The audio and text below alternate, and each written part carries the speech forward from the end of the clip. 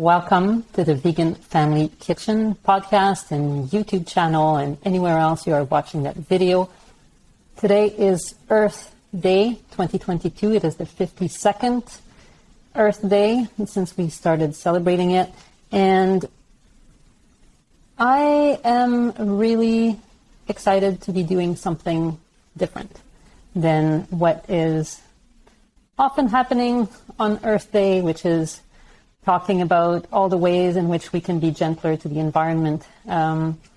It's, of course, important and necessary, but don't we do that every day here in the Vegan Family Kitchen by making efforts to obviously avoid meat and dairy and eggs, but also try to reduce our food waste and eat with the seasons and avoid leftover waste and things like that. So I really wanted to go into a different place today, and I was so excited to have this opportunity to have a conversation with my guest, Reverend Ian White Maher, who is a minister as a Unitarian Universalist and also a leader of a spiritual community that we're going to talk about in a little bit called the Seeker Stable. Ian, so happy to see you.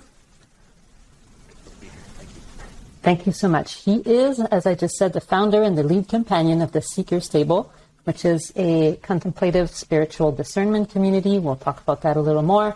He is an ordained Unitarian Universalist minister, and he has served also in churches in New York City, North Carolina, Massachusetts, and currently in Utah. He is a graduate of the Harvard Divinity School, trained with the Shaolin Institute for Spiritual Formation. He has lived in a Buddhist temple for over 6 years and continues to help guiding people along the path of Zen meditation. He's a retreat leader, a spiritual director, and currently working on a book about the possibilities of spiritual transformation, and now a guest on the Vegan Family Kitchen podcast. You can add that to your resume. Thank you so much for being here, Ian. We will be talking throughout, I think, about what does it mean to live on this earth in connection with all of the other beings around us. But I want to start by centering ourselves on you and your life and who you are and what you do. And I like to do this by asking my guests often, what is it like to live a day in your life? You can choose any day you want, but if I was to make a movie about you, a documentary film, and to follow you around, what would it look like? Because I know you wear many hats. God, you caught me right at a moment where it's like there's so much work going on at the church. I'm like, what is my day like? God, it's so much work. So right now I work as I'm the senior minister of First Unitarian Church of Salt Lake City, and we're sort of wrapping up our year, and so a lot of my days right now are getting us ready for our final, our board and everything like that. So it's right now it's a little bit of of overwork, and I only say that in the sense that it's really important to for me anyway, to constantly be returning to places like retreat and making sure that I am taking space just for reflection, because sometimes I get so passionate about the work, and this is probably similar for you and some of the people you're involved with. Like, it's so easy to get involved with the doingness of the work that we do, that I personally don't take enough time just for silent contemplative reflection. And so I was just this week, I was like booking my retreats because I was like, I have been working too much. And part of that is, it's good work. Like, I feel like we're doing really amazing work here in Salt Lake City. But sometimes I think the work can be a substitute for looking at what's happening inwardly. And I certainly can fall into that. So what's it like a day in my life right now? A little bit more admin work maybe than you'd like to. Is that about right? Right now it is. And so but trying to find a way to sort of recenter myself again. And that's fine. That's how life is. I don't think there's anybody who is ever like always right in the center. So you find yourself a little bit off, and then you return and you return and you return. So I'm just sort of looking at my retreat schedule for the summer, which is great. I'm excited that I have a job that values giving me time to really go sit in silence and in meditation, so that I can be a better leader for them and a better sort of steward of that community. So on a day-to-day basis, do you get to integrate that time for retreat and contemplation? Yeah, I lead. How do you do that? Yeah, I lead a small.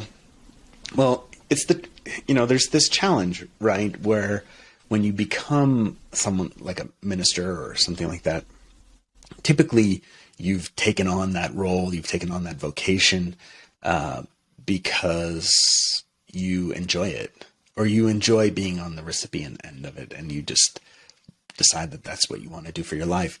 And what often happens is you end up, like I used to love going to church. And now I never go to church because I'm working, because I'm leading church, right? And so right now I lead a meditation group in the morning, 4 days a week, Zen meditation group. But it's different. It's different when you're the leader than when you're just a participant. And because even as you sort of sink into your meditation, you're still sort of watching the clock to make sure that it's still working for other people, these sorts of things. So yes, on one level, like I still have a practice.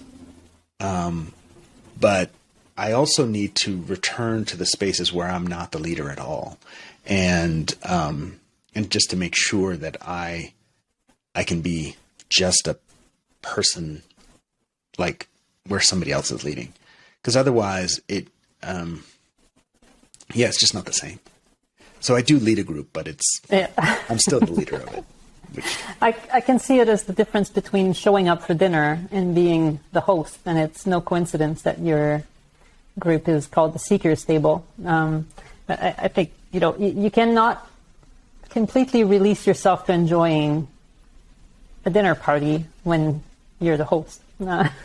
And I can see it being similar. Yeah. I mean, when you eat your own food, you're kind of like, is there too much salt in this? Is there not too much salt? And like, it doesn't actually matter. The guests don't care at all. But you are paying attention in a different way. I appreciate very much how, and this is a world that is not very familiar to me because I was raised a Catholic in very French-Canadian Catholic Quebec. And I learned about Buddhism far later in my life, I guess, as a young adult, and then discovered that there's all these different denominations that greatly confuse me. And I do have a great appreciation of the Unitarian Universalist church movement. But I would like to know more, and for you to share with our audience what this means to you to be a Unitarian Universalist minister and member of the community, but also how you got there, because clearly you've had a very diverse and rich spiritual journey. Right. Yeah, that's a long story that I don't know if it would be totally interesting to your people, but I was raised Unitarian Universalist. Oh, okay. Yeah. So I was raised Unitarian Universalist in Portsmouth, New Hampshire, just south of Montreal, a couple hours. Yeah. And I sort of grew up with a very sort of spiritually expansive and sort of open family.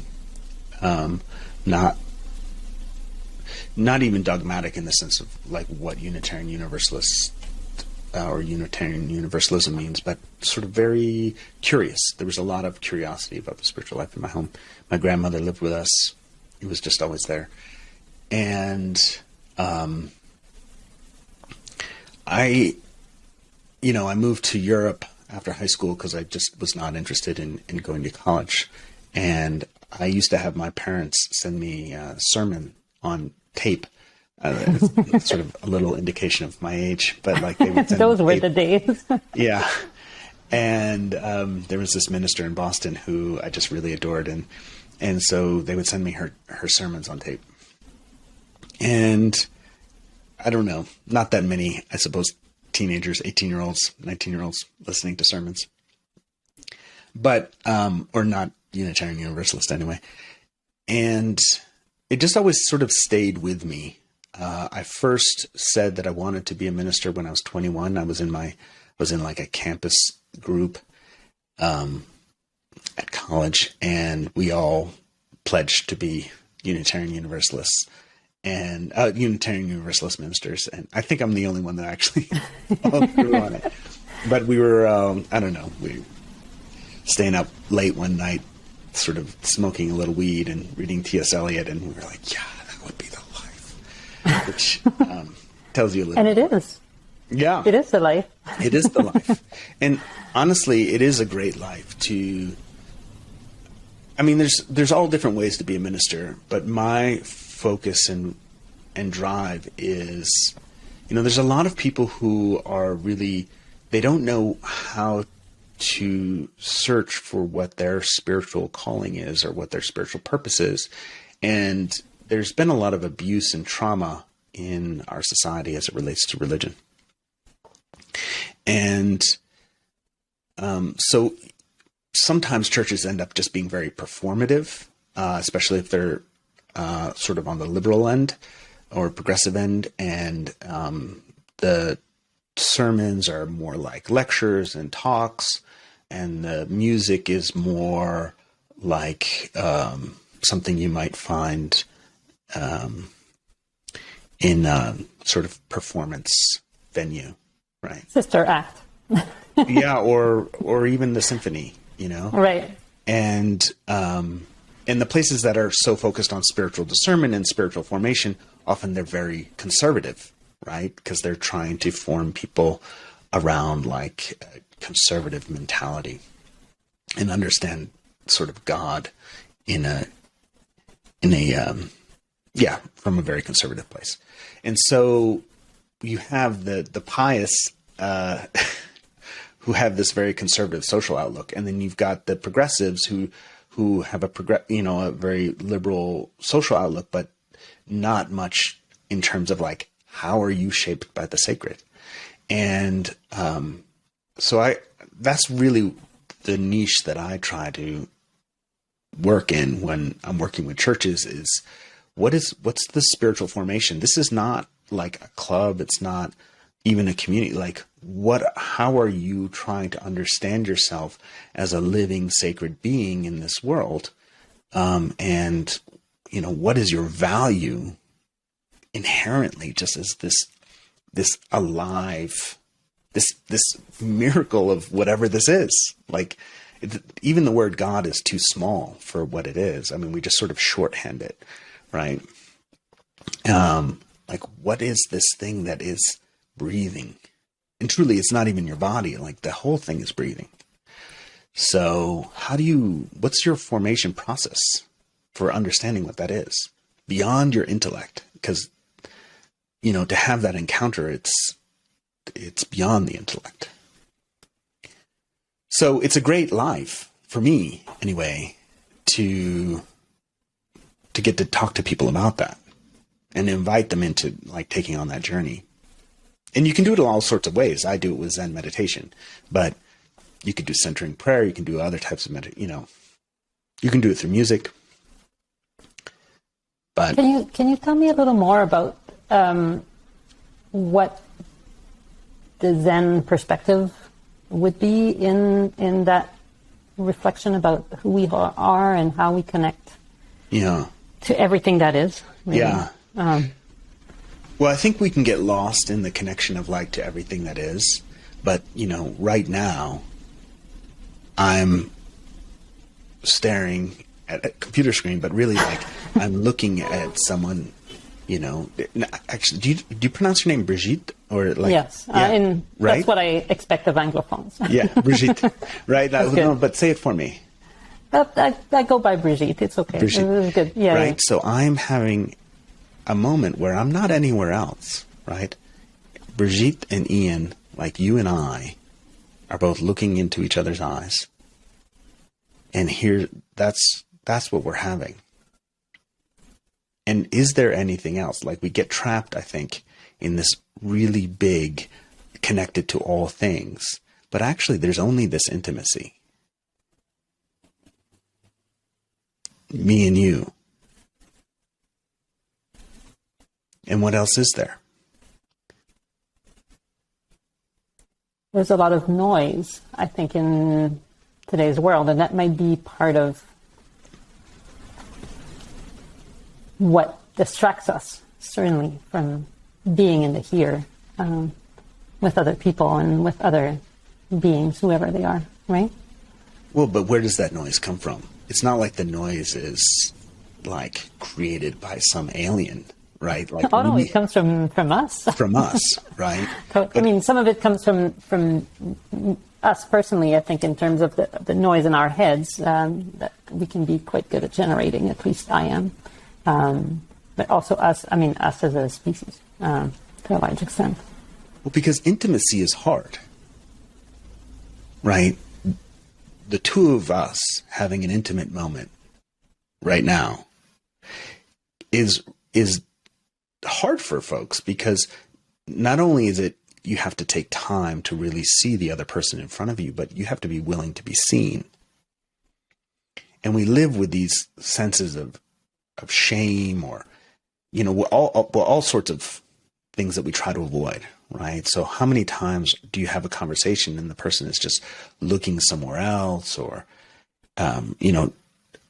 having a difficult time just being present, not because they don't want to give themselves to the other person, but sometimes it's just hard to be there themselves. What does it mean to be seen? Right. I actually love that early story of the Garden of Eden, not because I think it's real, but because I think it is so telling, right, of how we actually understand ourselves. Right? We understand ourselves in some form of exile because we were seen, right? We were somehow rejected. And the truth is we never were. There's been no rejection from this planet, but we live as if we were. And that we live in that way in so many of our encounters. And so we put up all these walls that allow us to sort of slip into some space of not being seen. But in doing that, we also don't allow ourselves to see others, which, not to get too far ahead. I don't want to lead you too far ahead, but I think that's the issue with sort of the vegan experience as well. Right? I was just about to take you there. Can you tell me more? Well, so... the name of your program is the Vegan Family Kitchen, right? And I think sometimes people think of sort of a vegan lifestyle as about food, right? Like we're doing this because we're trying to eat healthy or, something like that. Mm-hmm. And I'm not saying that doesn't exist. For sure, it does. But for me, that's not what it is. Right? For me, it's the idea of actually witnessing to the worth and dignity of the life that this is, which sometimes takes the form of this body and sometimes takes the form of another body that ends up on people's plates. So what does it mean to really try to witness to the worth and the dignity of like living beings? And to be intimate enough with yourself and with a pig. And so intimate that the pig is now inside your body. Well, there's that. I mean, yeah. the remnants of the pig. But to see them. I find that food is our most intimate communion with the world in so many ways. It literally becomes us because practically all of our body's cells get refreshed every so many days. I can't remember, but every few months we're brand new. Right. And this takes us back to Buddhism in a way about, am I the same person as I was before? But all of those cells are made of the cells of mostly other beings, planets and stars and rocks to some extent, but more recently other beings. And when we consume animals, there's a dimension to this that is often not acknowledged, I think, and that we start thinking about more, perhaps, when we embrace veganism for more than just a diet. Right. I'd like to know a little more about your trajectory from, I gather we talked about in the pre-show being a meat eater when you were growing up, to a long-time vegetarian, but occasionally lapsing, and at some point you became formally vegan. Tell me about that journey and how perhaps it intersects with your more spiritual journey. Yeah. Yeah. So, I mean, I grew up in New Hampshire with a family that ate meat. I grew up on the seacoast, so it was a lot of seafood, and I loved it.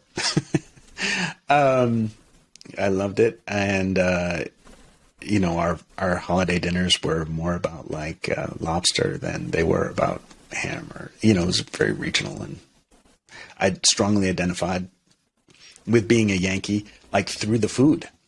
Mm-hmm. Truly, mussels, and it was that's a big part of like who I was when I lived in Montreal. Like they had the moulin frite, and I just looked like all day long. I was like, oh, this is like home.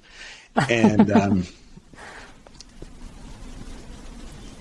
and then when I actually was after I graduated from college, I moved into this vegan co-op, and I wasn't vegan then, but I moved into it partly because I knew that there was a pull in my life that was kind of holding up a mirror of what I considered inauthenticity. And I think that's really how I've moved along the path spiritually. It's not based on any set of doctrine or teachings, but like, how is this leading me closer, or is it pulling me away from what my inner guide towards authenticity is saying? And that was really my first intentional dive into what does it mean to live in such a way. Now, that was really just a diet thing for me at the time. I understood that I'd driven across country and with a friend, and we stayed at his cousin, I think it was his uncle, and they owned a pig farm. And it was actually one of the most brutal experiences, not because they were necessarily brutal themselves, like they're not like a villain, but I remember seeing these pigs in these sort of V-shaped sort of troughs where the legs were just sticking out, and just like having something hurt so heavily inside me. But I wasn't ready I wasn't ready. And over the years, I actually was sometimes very like pro meat. It's kind of a funny thing to say, but I would make jokes about it. And, but there was always this voice, this sort of quiet inner voice that was like, really, is that what it's about? I shifted to vegetarianism and was vegetarian for quite a while. And I would pray to become vegan, and I would do it for a little while, and then I would, fall off. I'd eat pizza or something, and then I'd pray, and I would actually preach about it as a minister, about like where do I find my own line in terms of I would sort of use that as an example of like, where do we find what's moral in life? And, the things that we're doing today that we're going to find completely immoral 20 years from now. And we sort of say this about science, right? Like we would never say we know everything there is about science, right? Very few people would say that. But we often behave like we already understand what's moral, when just literally the last 40, 50 years of the United States, Canada, like we have changed so much dramatically in terms of how we understand ourselves as moral beings, just in terms of women, people of color, the LGBTQ community, the environment. So much like we have transformed as moral beings. And yet today we never really engage with the question of like, what will we find immoral today, like 20 years from now, that we totally do today. And for me, part of that was how we treat animals. And what does that mean for us? Like as a species, just to be, to have this whole industry that's set up just to satisfy, this desire I have. And so I preach about it, and it's very funny because so many of my congregants, man, they have like not a single good word about the oil industry. Like they'll tell you about how terrible they are, blah blah. All of which is true. I don't discount that. But as soon as you start entering like food into the issue or the treatment of animals, they get very defensive. And, the oil industry may be the leading cause of environmental destruction, but the animal agriculture is, I think it's second, right? Like if you want to make a decision to change your life, it's your diet right now. So you can't change the oil industry today, but you can stop eating animals, milk, cheese, eggs today. But it is, again, I think part of it that's cultural, right? How we understand ourselves. This is the way my grandmother, right? But I think there's more to it. Tell me more. I'm not entirely sure. Part of it is just, I just want to do what I want to do. I like pizza. I don't care. I have created a wall that doesn't allow me to understand like what it means for cheese to appear, right? It means that a cow was essentially raped and that her baby was stolen and that she is forever hooked up to a machine that keeps her putting out milk.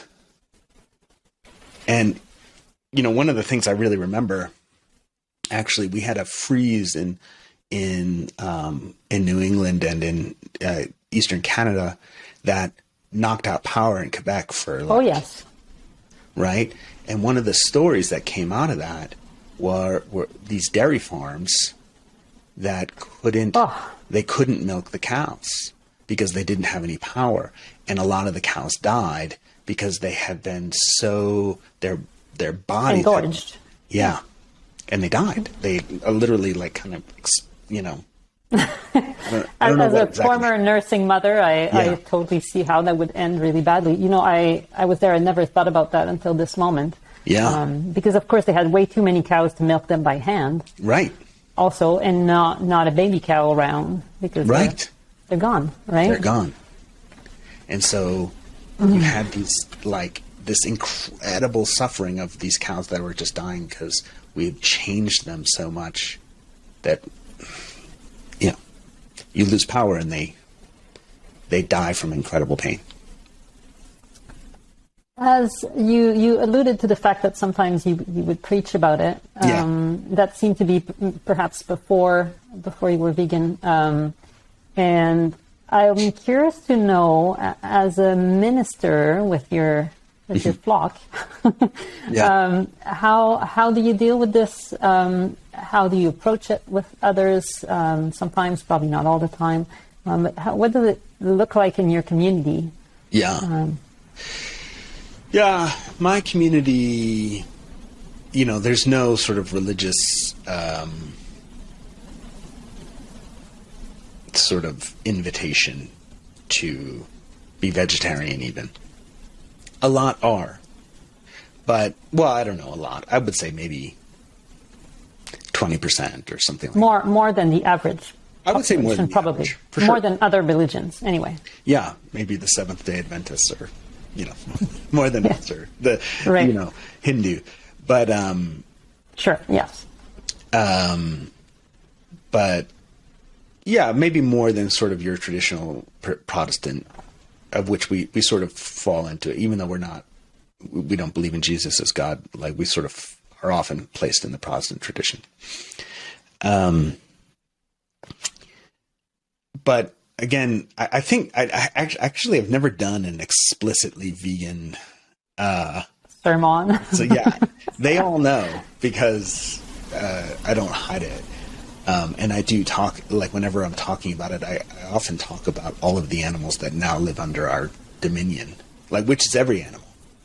There actually is no longer a space in the world where there are really wild animals.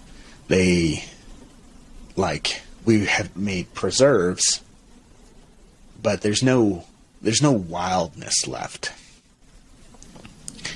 Everything is completely dominated by human beings. And so, what does that mean? Like, what does that mean for us just as living beings? Like we have so I do talk about it that way. And in sort of smaller conversations, I often raise the example that I just gave, right? Which is like, wow, we'll talk about the oil industry, but we won't talk about the food industry. And it's funny to see them all sort of recoil. Is there usually some sort of cookie potluck after your services? Yeah, there's coffee and coffee and donuts. You bring vegan donuts? Maybe maybe I'll go. I'm not in charge of it, but yeah. But so you know, what do you think happens inside people? What do you think is the receiving end? Because that's something that is, I think, a big part of the challenge in spreading a more compassionate way of living and eating in particular. There seems to be, there was a study that was done about menu items, right? And people were just rating items on a menu. And if it says explicitly that it's vegan, it's like definitely a down. And if there's soy in it, that's another down, which is absurd because soy is one of the best ways to, contribute to cancer prevention, for example. But, there's so many myths around all this. But I think a large part of that issue and negative reaction is perhaps a fear of moral judgment, or just being next to somebody who says they're vegan means that somebody might feel questioned about their own moral ethics, spirituality. Do you feel that's part of what's going on? Absolutely. I mean, the inauthenticity that I felt is not mine alone, right? I mean, you and probably a number of the people who are listening to this or watching this have had to deal with the most absurd questions ever, right? Not that long ago, somebody was like, well, what if you were in Nigeria and it was a farm raised, and I'm like, what are you even talking about? I don't live there at all. I'll cross that bridge when I get there. Yeah, it's like, where is that question even coming from? Because you don't live there either. Like, you are living here and you know where your food is coming from. But the inner inauthenticity is so uncomfortable, right? The discomfort of that inner it's easier to sort of push it down or away or create something else so that you can feel like you're morally consistent. And I don't mean that in a judgmental way. Like that's been my life, right? But I think that's where it comes from is, it's hard to sit next to somebody who has made a decision there is on one level a certain sacrifice, right? You can't go to the restaurant and have all the choices. You can't. Yeah, I see it more as a hassle now. Yeah. It's always like, oh gosh, I'm going to have to it's fries get into again. low-level conflict, right, with someone, right. And that's never pleasant. Or people will roll their eyes. Mm-hmm. It's more at that level, rather than like I don't miss. Like the only thing I sometimes miss, it's strange, it's a childhood thing, is a roasted chicken. Saint-Hubert. Saint-Hubert was a big thing in Quebec, right? And whenever I smell roasted chicken, I think... Oh, that one, yeah. A flash from the past here. But sometimes I think I would, I'm so glad not to be eating poultry because it's one of the worst things. But if there's a place in me deep down that associates, the smell of roasted chicken with something homey or I don't know, right? I don't miss it, but the hassle is definitely a thing. And that is a sacrifice. And some people are really allergic to conflict in big ways. Don't want to put up with that. The message of, Ratatouille, did you ever see that movie, right? Yeah. The message is true, right? He won the critic over because he created a meal that brought that critic back to his childhood memory, which is so sweet. It is such a sweet place if you're in this, if your family is loving but to sit around a table with your family, there is nothing really more joyful than to be in a loving, intimate space with your family. And food does that for us. And so I get it. Like mine it's not chicken, it's lentils and kielbasa. My mom used to make lentils and kielbasa, and I'm like, wow, I can still taste it. It was amazing. And, I haven't had it. I don't know how long, but, there's that, or my mom used to, anyways, I don't need to go into all the meat meals, but there is something that is it's primal. Yeah. Right? Totally. And I think even when you're that young, your parents are your first God. That's the sense of what that all meant. It's deep inside of us, beyond words, right? It's something beyond language. So I can understand people. And, right, the harm that we're doing to chickens, or at least in the United States. Oh, everywhere, yeah. But, we've got these factories in the South, these Tyson factories, where we have a lot of undocumented workers who get hired by these factories, and they are now all living with PTSD because they have to participate in this high speed killing, and you now also have a human being that's lost the ability to feel, because we need to have cheap chicken on our plate. And you've created a situation where you've made a population of humans so insecure financially and in the world, right? Either by making them poor or by making them like so-called illegal, that you force them into doing this level of work so that you have a cheap meal. It's actually quite barbarous. And right, people don't want to sit down and talk to you about why the chicken is the price that it is or where it is, because there's a lot of moral inconsistency that happened to bring that chicken to your plate. So how... And we want to think about each other as good people, right? Oh, yes. Right? We want... and ourselves. Yeah. And most people are, like, they're really trying to be good people. I get it. And so when you have a situation that appears and you're like, oh shit, I'm not a good person. Right? Yeah. You have to deal with it. And it's not fun. And I love the idea about sort of vegan family kitchen in the sense of, because you're right, when they hear about vegan food, they're like, oh, it's terrible. Like, oh, I can't live that. Like, that's like, what I'm going to do, like fry a block of tofu and have a potato. And that sounds really good, actually. I mean, probably the way you fry it. But, they just sort of think they're going to throw something on it, And my partner, when we got together, she's still not vegan. But when we first started dating, she was like, I had no idea that it was like this. I was like, yeah, it's like this. It's delicious. It's amazing. Yeah. But you've been indoctrinated to think that it's not. I mean, granted, I think at some point in the 70s, vegan food didn't look quite as good as it looks today. Oh. But that's a story for another day.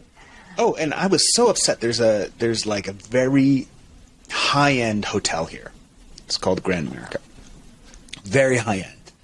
And, it's like Salt Lake City, high-end, And they released this thing, we're having an all plant-based menu for, this section of our dining room. It was like, so my partner and I, we went over there because we were super excited to try it out. And it was terrible. It was so bad. And we were both kind of like, that just feeds into the story of it's not good. And like, it was really kind of surprising to us. We were disappointed, not because the food was so bad. I mean, that's disappointing, but also that people are going to try it out because they're curious about what plant-based means or whatever. And then it's going to be bad, and they're like, oh. And if these guys that are at the top of the, culinary world of Salt Lake City can't get it right. Right. Imagine the tackle shop. They can't probably make a good meal. Right. That's very disheartening. And meanwhile, Indian people have been having all these amazing vegan dishes, right? Come to my house. And maybe that was and you did spend a fair bit of time in India, if I get this right. Maybe you were exposed to something that changed your perspective, do you think? In India? Or just rubbing shoulders with Indian people? Well, I actually found it hard to be vegan in India. Oh. It's like ghee is in everything. True. Right? It's very easy. It's wonderful to be vegetarian there. And like, same with like places like Turkey. I lived in Turkey for a little bit. Like, amazing vegetarian food around the world. But the vegan step is quite hard in India. No, I think that the vegan cooking part for me anyway is just being curious.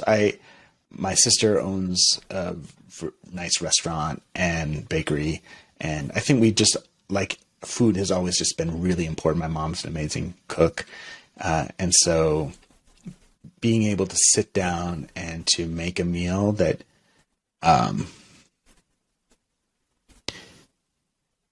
there's something really special that happens. It's my favorite form of entertainment, actually. I bought a place in Brooklyn when I was a minister in Brooklyn years ago. I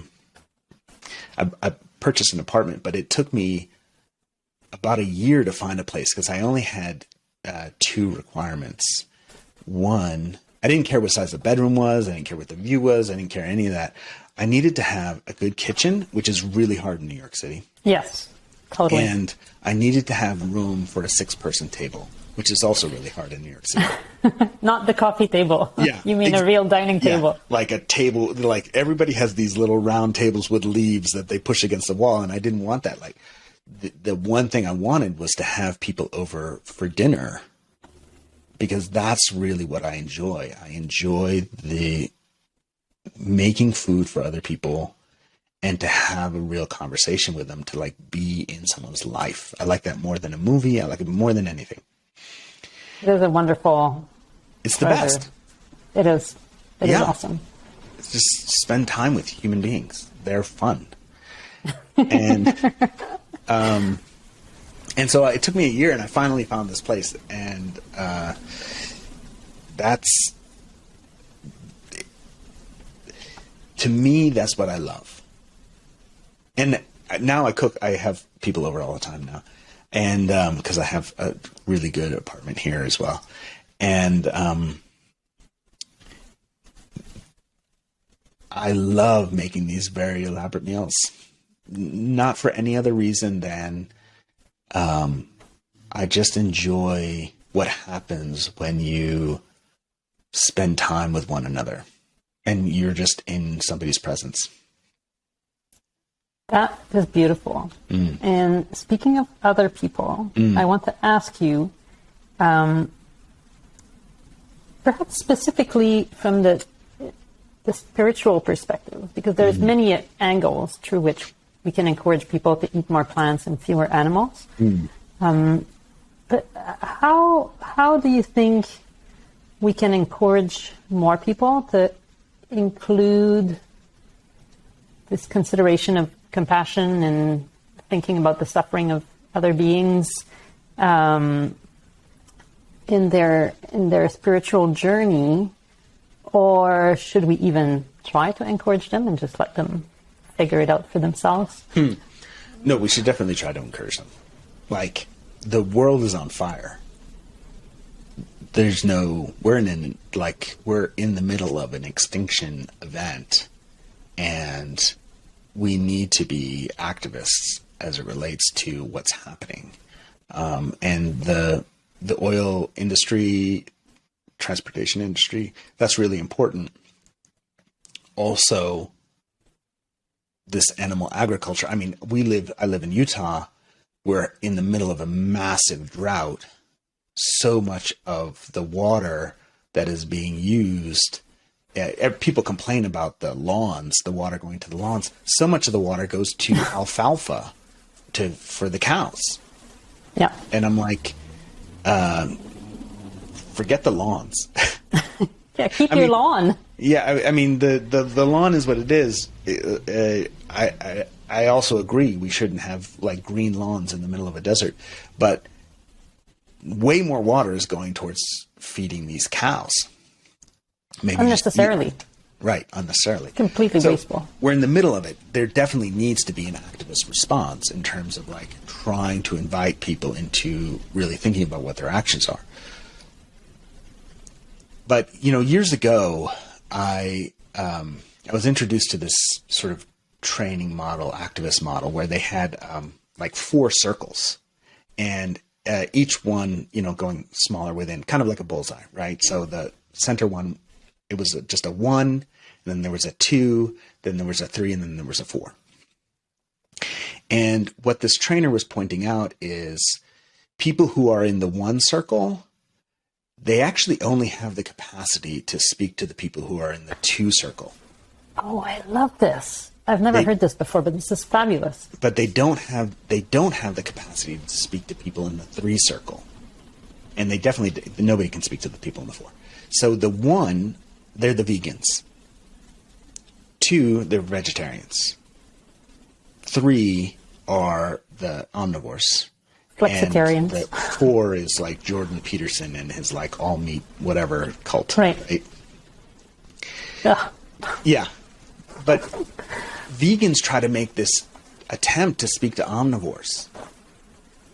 Like they're going to, and I don't know if they try to do that because they are doing it for themselves. And like, there's certainly self-righteousness runs strong in me, and I'm not the only vegan that's that way. There are some incredibly self-righteous vegans, right? And I think sometimes we try to reach out to people who have no interest in listening to us because it just makes us feel better about ourselves, which is total crap. Like we shouldn't even we really need to check ourselves on that level. But the people who are most open to our message are vegetarians. And the people who are most open to the vegetarian message are the omnivores. So the vegetarians should be focused on the omnivores. We should be focused on the vegetarians. And so how do do people make the jump from omnivore to vegan? Sure. Like not that many though.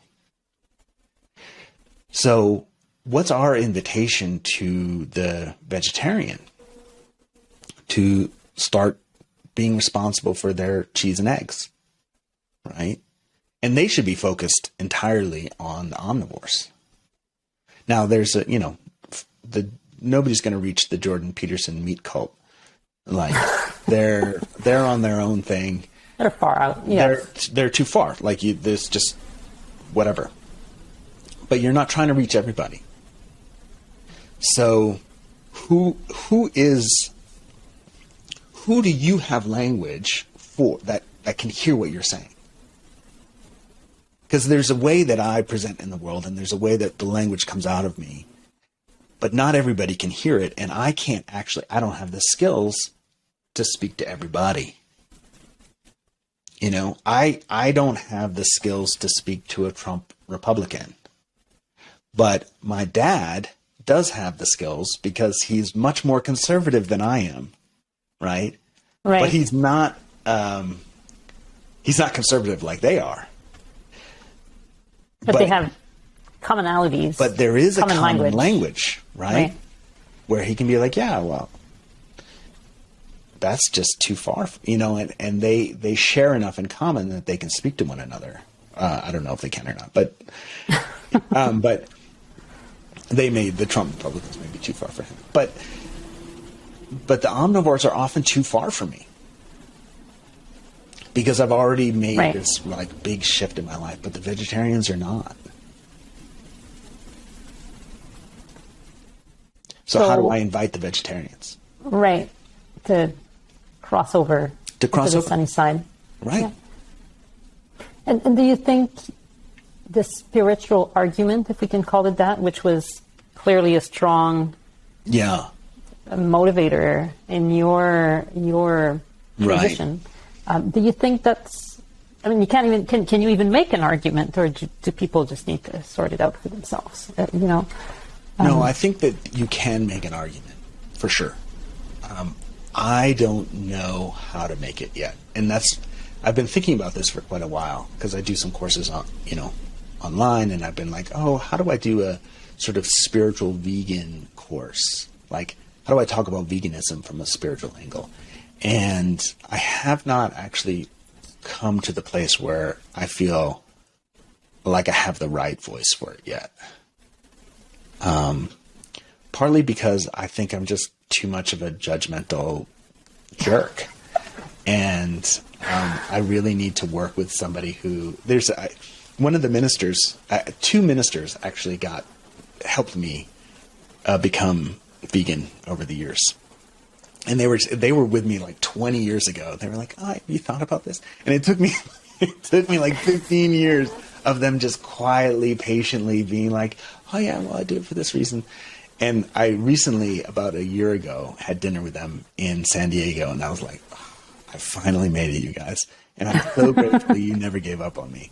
And but they had a certain patience and presence that I think I lack. But they really were like kind in helping me take that time. It took me 15 years. But they never gave up on me. And I'm not quite sure. I would like to have what they have. I think when I find that, then I'll be able to create the course.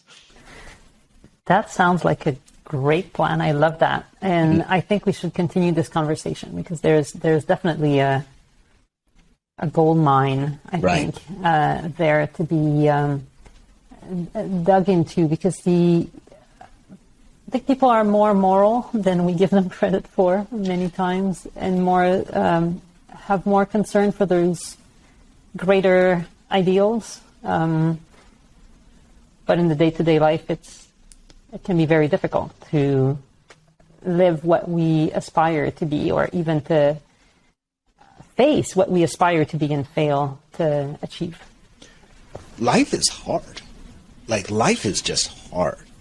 And especially when we live in this sort of capitalist, post-capitalist culture that is just grinding every day. The accumulation of wealth in the hands of the few is not just like a social issue in that way. Like, it makes life hard. And so when you're asking people who are dealing with kids and all work, that now you also have to figure out a whole new way of like being, and all of your restaurants are, different and everything like that. Yeah. It's a lot. It's a big question. You're asking them to do a lot. They want to do it. I think you're right. People want to be moral. And so how do you invite them? Let's make a dinner. Yeah. That's totally what we should do. And let's hold it at the Seeker's Table. I'd like, before we wrap up, I'd like you to tell me a little bit about what the Seeker's Table is, and who joins you for those contemplative moments. Yeah. So the Seeker's Table is it's based on the idea of group spiritual direction. So what I was finding more and more in terms of like who was coming to church, who wasn't coming to church, right? There's been this huge collapse in the United States, and around the world, of people who just do not associate with organized religion anymore. It doesn't mean they're not spiritual. It doesn't mean they don't want to follow a spiritual path. They just don't believe the traditional narrative anymore.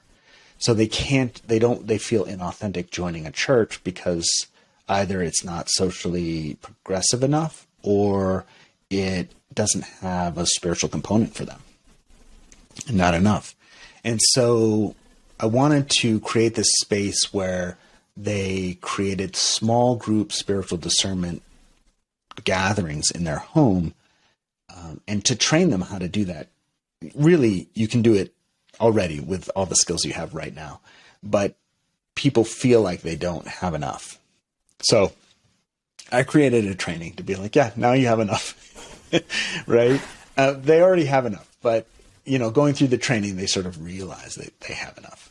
And then in their homes, they do like monthly contemplative gatherings where they enter into the idea that the spiritual life is based on a mutuality, that it's not about this individualistic culture where you have individual salvation or you have individual enlightenment, but that God, if you will, appears in this interwovenness.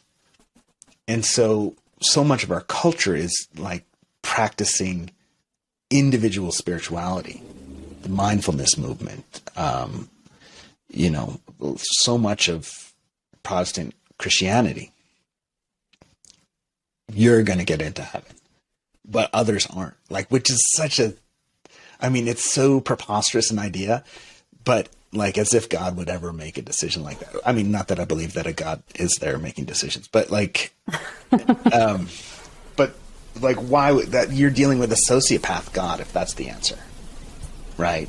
You get in, you're going to hell. That's such that's a sociopath. It's a little brutal. Brutal, right? Yeah. But also the same with some sort of this mindfulness that's like you cultivating your like sense of focus really is about you becoming a better worker and like fulfilling this role as another producer in the world. I mean, not exclusively, but I think that that's the shadow side of it. And so I came upon this place where I'm like, well, if God is a mutuality, if God is an interwovenness, then we need to have spiritual practices and exercises that rehearse that interwovenness. So that's where the Seeger's Table came from.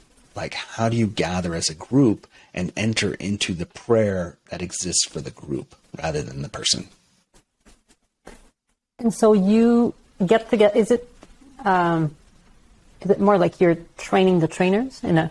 Yeah, I train the trainers. Yeah, right. But you also have the community of those trainers, smaller leaders, local leaders that get together to. Like, for example, if you were to do it, you would take the training, but that would be like the online component, and there would be other people like you online. But then at your home in Vancouver, you would have a group that met in person.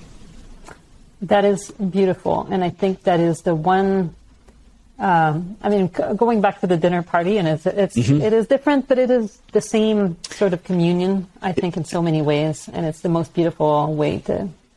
I never put that together. But you're exactly right. It's the thing that I love. Yeah, it is beautiful. Thank you so much, Ian, for being with me today and for having this candid conversation about. Where veganism and spirituality intersect and often perhaps also move apart. And on Earth Day today, I think we have to continue doing a lot of thinking about how, you are correct that humans dominate the entire landscape down to the bottom of the oceans, Right. And somehow we need to understand that we're not separate from what we call nature. We are nature. We've humanized nature to a large extent, but we are not different from it. And if we can move to that place, perhaps it will take us closer to a more sustainable, in the grand meaning of this word, place to live.